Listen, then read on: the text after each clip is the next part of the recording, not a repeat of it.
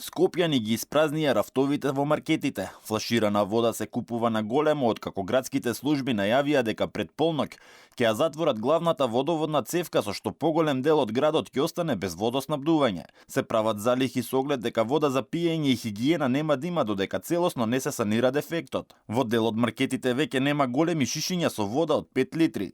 Нема вода, сега бев, нема.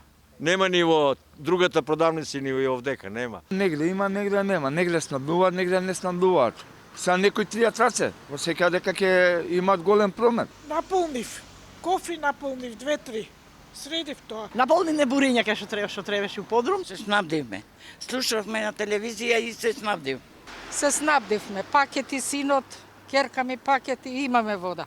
Дополнително граѓаните се жалат дека ова е дополнителен трошок. Реагираат затоа што санацијата на цевката ќе се прави за време на викенд кога сите се дома, а од градските власти нема информација дали ќе има цистерни со вода низ Скопје, за да им се помогне на жителите во населбите кои ќе останат без водоснабдување. Градот Скопје треба со цивилна заштита да обезбеди цистерни со вода. Негде некој не може да купи. Што правиме со техничка вода?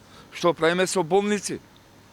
Значи треба резервоари, клиники, болници, не е шала. Немањето вода ќе биде проблем и за функционирањето на клиниките. Одложени се операциите во клиничкиот центар, а од Министерството за здравство објаснија дека ќе се третираат само итни случаи. Како што велат од јавното предпријатие Водовод и канализација, вода ќе имаат само населбите од левата страна на реката Вардар, односно Чаир, Бутел, Радишани, Пластичарска улица до Американската амбасада, Визбегово, Бардовци, Железара, Автокоманда, Ѓорче Петров од СП Планет, Сарај, Шутка, Топанско поле, Новоселски пат, населбата Даме Груев, Кисела Јабука, Стопански двор, Волково и Јорман. Останатите корисници ќе бидат без вода.